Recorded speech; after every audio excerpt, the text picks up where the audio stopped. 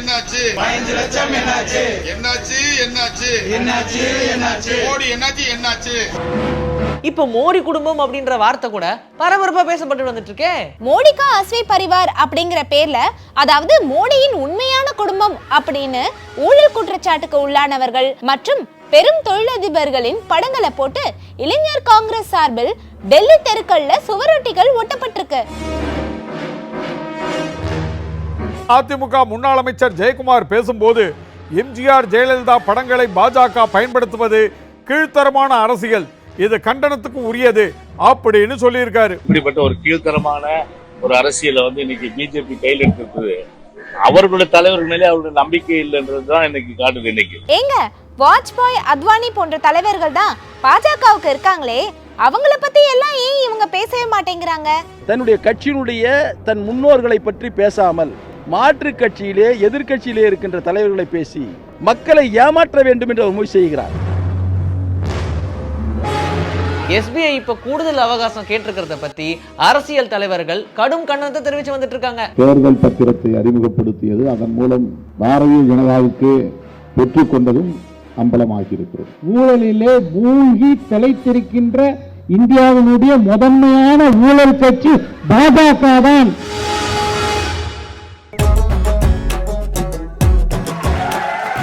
அதாகப்பட்டது மகாஜனங்களே. ஆமாண்டா மாப்ள, மால்ல தான்டா வெயிட் பண்ணிட்டு இருக்கேன்.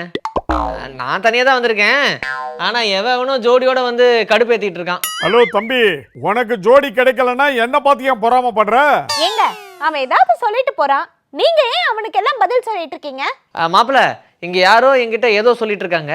நீ வை, உங்ககிட்ட நான் அப்புறமா பேசுறேன். சார், என்கிட்ட நீங்க என்ன சொன்னீங்க? பாட்டி வடை சுட்ட கதையை சொன்னேன். பாட்டி வடை சுட்ட கதையா? சார், இப்ப மோடி வடை சுட்ட கதை தான் வைரலா போய்கிட்டு இருக்கு. என்னது, மோடி சுட்ட வடையா?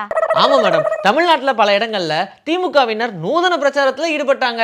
ஒரு தட்டு நிறைய வடை எடுத்துட்டு போய் பொதுமக்களுக்கு ஊட்டி விட்டு இது மோடி சுட்ட வடைன்னு பிரச்சாரம் பண்ணாங்க.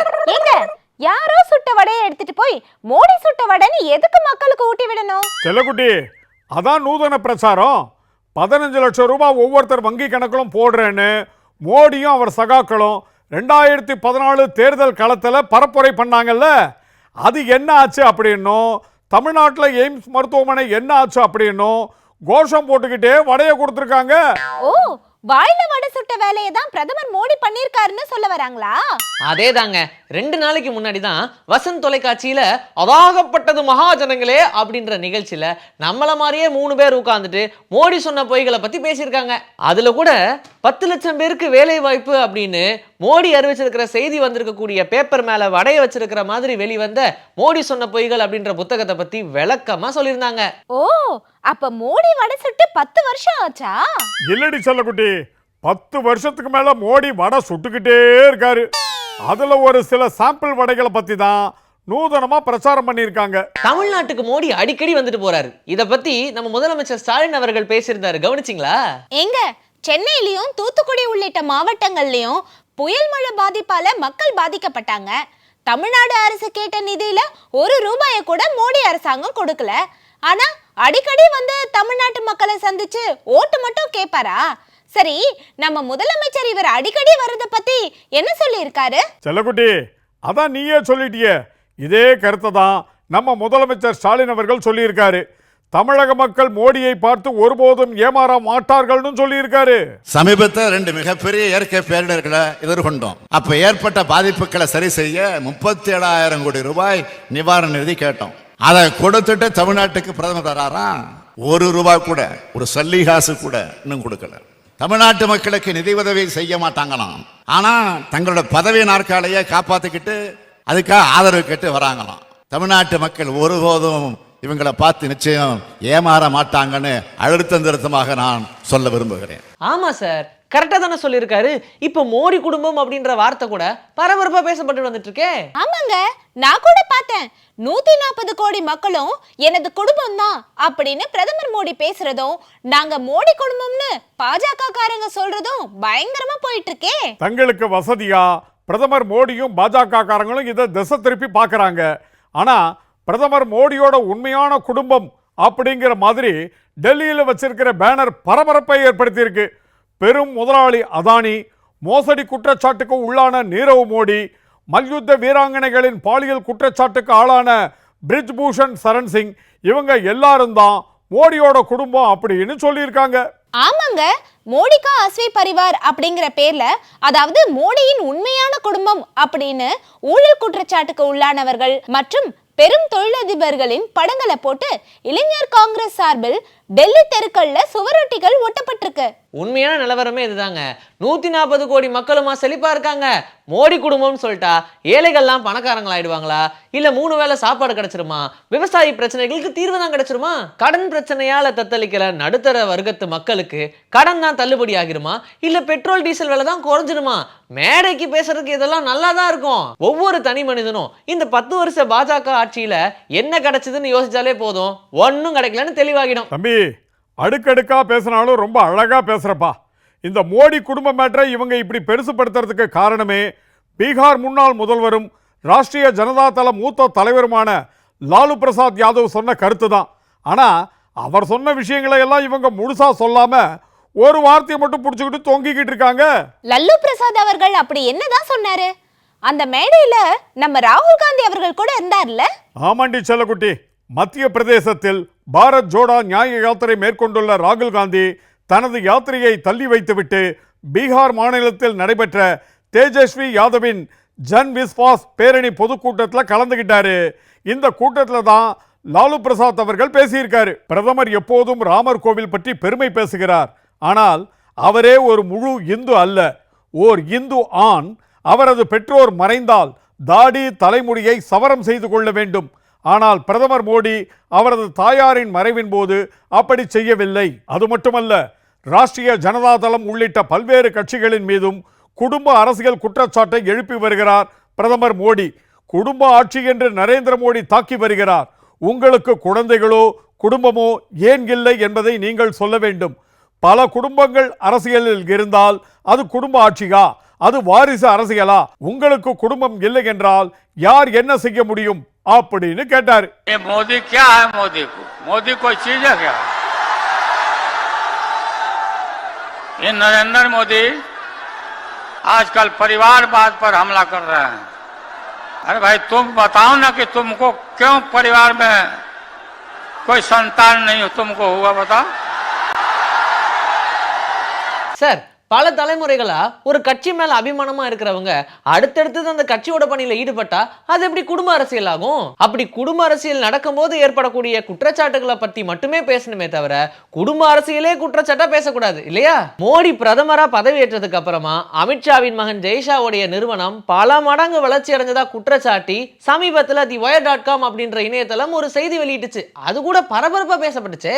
கீழ்த்தரமான அரசியல் பண்றதை நிறுத்திட்டு மக்கள் நலன்ல அக்கறை செலுத்தினா அதுதான் உண்மையான அரசியலுக்கு எடுத்துக்காட்டா இருக்கும். நீ கீழ்த்தரமான அரசியல்னு சொன்னதுதான் ஞாபகத்துக்கு வருது.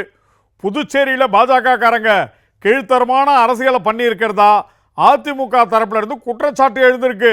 ஓ, எம்ஜிஆர் ஜெயலலிதா அவங்களுடைய புகைப்படத்தை பயன்படுத்தி பாஜக காரங்க வாக்கு கேட்டாங்களே, அதை சொல்றீங்களா? அதேதான் தம்பி. தமிழ்நாட்டுக்கு வந்த பிரதமர் மோடி எம்ஜிஆரையும் ஜெயலலிதாவையும் புகழ்ந்து பேசினாரு. அதுக்கே அதிமுக முன்னாள் அமைச்சர்கள் கண்டனம் தெரிவிச்சாங்க. இப்ப என்னடானா பாஜக காரங்க புதுச்சேரியில எம்ஜிஆர் ஜெயலலிதா புகைப்படங்களை பயன்படுத்தி சுவரொட்டிகளை ஒட்டி வாக்கு கேட்டிருக்காங்க. இந்த போஸ்டர் சமூக வலைதளங்களில் வெளியாகி பரபரப்பை ஏற்படுத்தியது.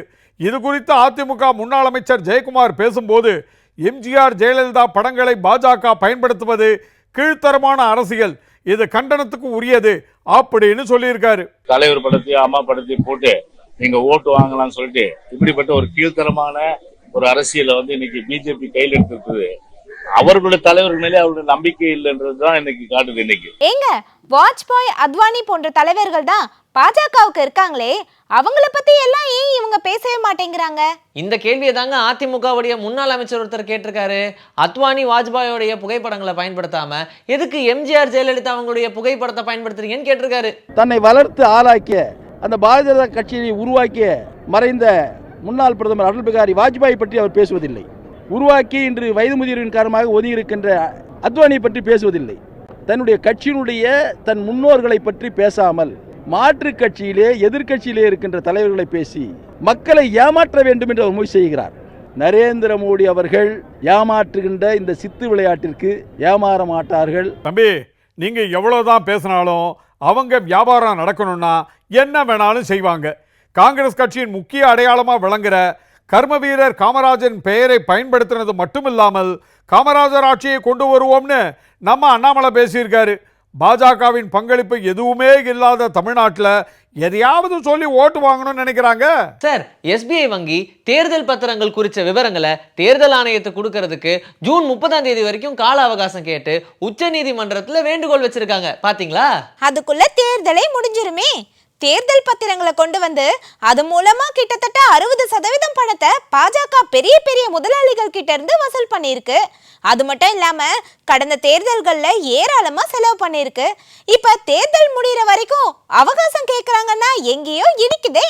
கண்டிப்பா இடிக்கும். மத்திய பாஜக அரசாங்கம் தான் இந்த திட்டத்தை கொண்டு வந்துச்சு. இது சம்பந்தமான வழக்கில் உச்ச நீதிமன்ற தலைமை நீதிபதி சந்திரசூட் அவர்கள் பல முக்கியமான கருத்துக்களை ஏற்கனவே சொல்லியிருக்காங்க. தேர்தல் முறையில் வெளிப்படை தன்மைக்காகவும் கருப்பு பணத்தை ஒழிப்பதற்காகவும் தேர்தல் பத்திரம் கொண்டு வந்திருப்பதாக மத்திய அரசு கூறுவதை ஏற்க முடியாது. தகவல் அறியும் உரிமையை பாதிக்காமல் கருப்பு பணத்தை ஒழிக்க மாற்று வழிகள் எத்தனையோ உள்ளன. ஆனால் தேர்தல் பத்திர திட்டம் அரசியல் சட்டத்தின் 19(1)A பிரிவு வழங்கும் பேச்சு கருத்து சுதந்திரத்திற்கும் தகவல் அறியும் உரிமைக்கும் எதிரானதாக அமைந்துள்ளது. நன்கொடை அளித்தவரின் ரகசியத்தை பாதுகாப்பது ரகசிய ஓட்டு முறை போன்றது என்ற மத்திய அரசின் வாதத்தையும் ஏற்க முடியாது. ஆளும் கட்சி தனிநபர்களையும் நிறுவனங்களையும் நிர்பந்தம் செய்து நன்கொடை வசூலிக்க வாய்ப்புள்ளது. கார்ப்பரேட் நிறுவனங்கள் எல்லையின்றி நன்கொடை அளிப்பதற்காக கம்பெனி சட்டத்தில் திருத்தம் கொண்டு வந்தது தன்னிச்சையானது. அரசியல் சட்டத்தின் 14வது பிரிவு வழங்கும் சமத்துவ உரிமையை மீறும் செயல். இப்படி பல கருத்துக்களை சொல்லித்தான் இந்த திட்டத்துக்கு தடை விதிச்சிருக்காங்க. ஆமா சார், எஸ்பிஐ இப்ப கூடுதல் அவகாசம் கேட்டிருக்கிறத பத்தி அரசியல் தலைவர்கள் கடும் கண்டனத்தை தெரிவிச்சு வந்துட்டு இருக்காங்க. அது மட்டும் இல்லாம நம்ம விடுதலை சிறுத்தைகள் கட்சி தலைவர் திருமாவளவன் உள்ளிட்ட பல தலைவர்கள் இதை எதிர்த்தும் பேசியிருக்காங்க. தேர்தல் பத்திரத்தை அறிமுகப்படுத்தியது, அதன் மூலம் ஏறத்தாழ 58% நன்கொடையை, தேர்தல் கொடையை பாரதிய ஜனதாவுக்கு பெற்றுக்கொண்டதும் அம்பலமாகியிருக்கிறது. 6000 கோடிக்கு மேல் வெள்ளை பணமாக தங்களின் கட்சி கணக்கிலே சேர்த்திருக்கிறார்கள். நாடு முழுக்க பல தலைவர்கள் கண்டனம் தெரிவிச்சிருக்காங்க. தம்பி, நம்ம ராகுல் காந்தி அவர்கள், சீதாராம் யெச்சூரி அவர்கள், தமிழ்நாட்டில் அமைச்சர் PTR பழனிவேல் ராஜன் அவர்கள், ஜவாஹிருல்லா உள்ளிட்ட பல பேர் இதை பத்தி விமர்சனம் பண்ணியிருக்காங்க. ஊழலிலே மூழ்கி தலைத்திருக்கின்ற இந்தியாவினுடைய முதன்மையான ஊழல் கட்சி பாஜக தான். பாரத ஸ்டேட் வங்கி பாஜகவை காப்பாற்றுவதற்காக நாங்கள் ஜூன் 30 வரைக்கும் எங்களுக்கு நேரம் வேண்டும் என்று சொல்லக்கூடிய அளவுக்கு ஜனநாயகம் மோசமாக இருக்கின்றது என்பதற்கு இது ஒரு எடுத்துக்காட்டு.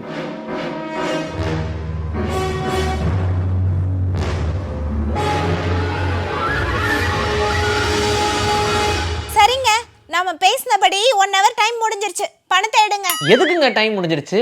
எதுக்கு பணம் கேக்குறீங்க? இவர் யாரையோ வெறுப்பேத்தணுமா, அதான் 1 hour கேர்ள் ஃப்ரெண்டா நடிக்க சொன்னாரு. அட பாவி, உனக்கு எதுக்கு அந்த கேவலமான வேலை? சரி, யாரையா வெறுப்பேத்தணும்? யாருன்னெலாம் எனக்கு தெரியாது. நீ உட்கார்ந்துருக்கிற இடத்துல யார் வந்து உட்கார்ந்தாலும் என்ன பொறாமையா பார்க்கணும். அதுல எனக்கு ஒரு சந்தோஷம். அப்ப இந்த இடத்துல உட்கார்ந்து நீ என்ன வெறுப்பேத்தனதான் நினைச்சிட்டு இருக்க? அதைத்தான் ஆரம்பத்திலேயே பார்த்தனே. நீ போன்ல பேசி காண்டானிய. உனக்கு எப்படி பக்கத்துல இருக்கிறவங்கள காண்டாக்குறதுல ஒரு சுகம் இருக்கோ, அதே மாதிரி ஜோடியா உட்கார்ந்து இருக்கிறவங்க பக்கத்துல உட்கார்ந்து காண்டாக்குறதுல எனக்கு ஒரு சுகம் இருக்கு. ஆனா இப்படி எல்லாமே செட்டிங்னு சொல்லி என் சுகத்துல மண்ணள்ளி போட்டியடா பாவி. ஐயோ, புதுசா சைக்கோ அலைஞ்சிட்டு இருக்காங்களே. மாலுக்கு போற மக்களே உஷாரா இருங்க. அதாகப்பட்டது மகாஜனங்களே.